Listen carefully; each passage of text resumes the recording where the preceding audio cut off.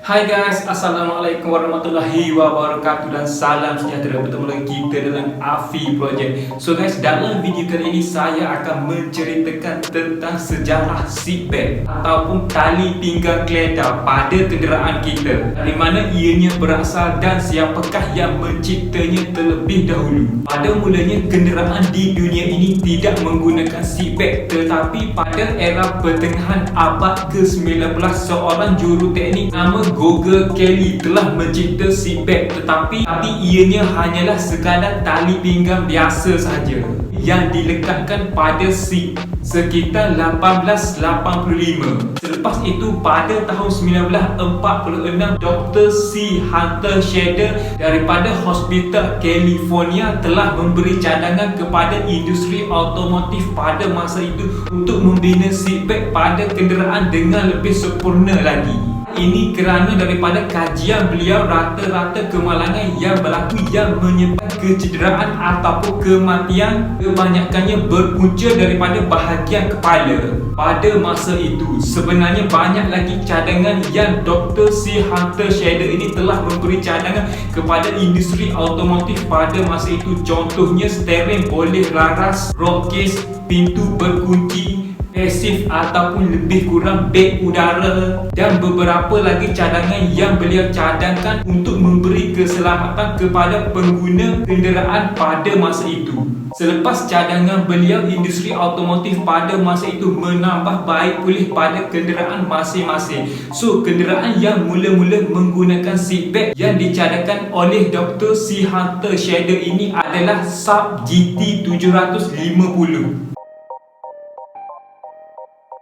Kereta ini diperkenalkan dipertunjukkan motor New York pada era 1985. Selepas itu pada tahun 1959 semua kenderaan akta ini diluluskan dan dikenakan semua kenderaan mematuhi piawaian keselamatan dunia. Itu untuk seatbelt 2 poin.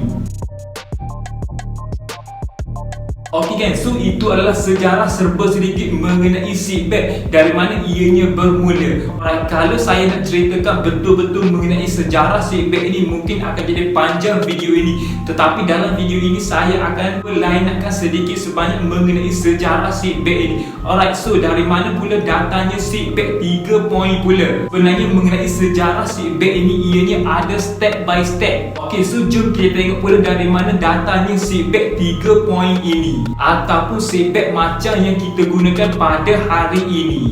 Kereta yang mula-mula menggunakan seatbelt 3 poin adalah daripada jenama Volvo.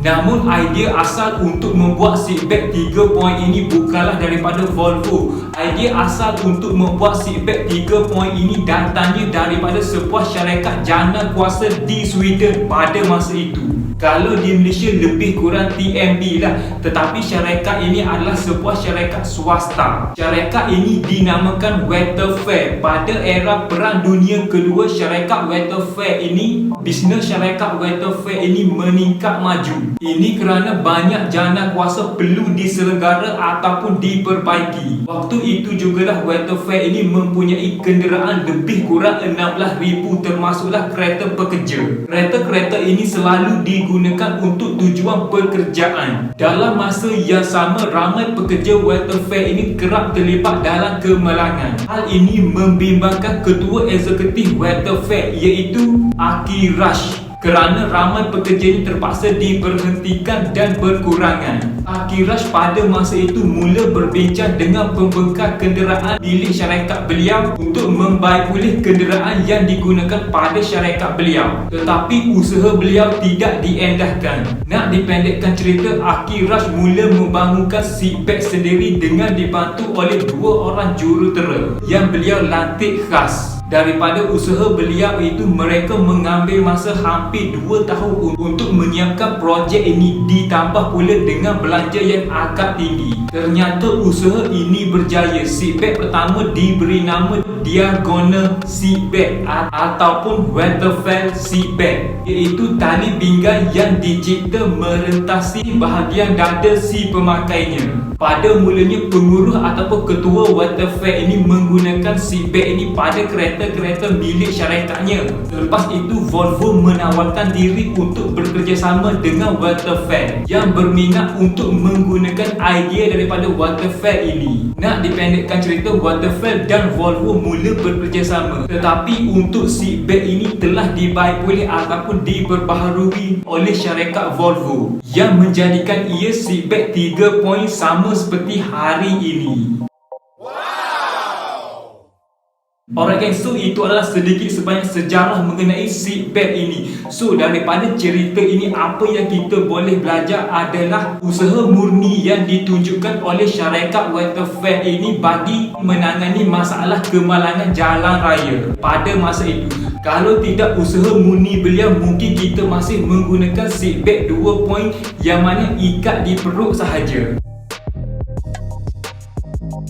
Alright guys, so itu adalah sejarah serba sedikit mengenai seatbelt ini. Alright, so untuk sejarah seatbelt ini ianya ada panjang lagi mengenai sejarahnya. Mungkin dalam video kali ini saya cuma line upkan sedikit sebanyak mengenai sejarah seatbelt ini. So saya harap anda boleh faham dengan apa yang saya cuba sampaikan mengenai sejarah seatbelt ini. Jadinya saya rasa mungkin video saya sudah sampai di sini saja. Jadinya macam biasa, jika anda dapat sedikit sebanyak info ataupun knowledge daripada video ini, saya hargai sangat jika anda bantu saya dengan 2 klik, iaitu klik tombol subscribe dan klik button like dekat bawah ni. Pastikan korang tinggalkan komen di bawah dan cadangkan apa yang korang rasa perlu untuk saya review ataupun sebagainya. Terima kasih.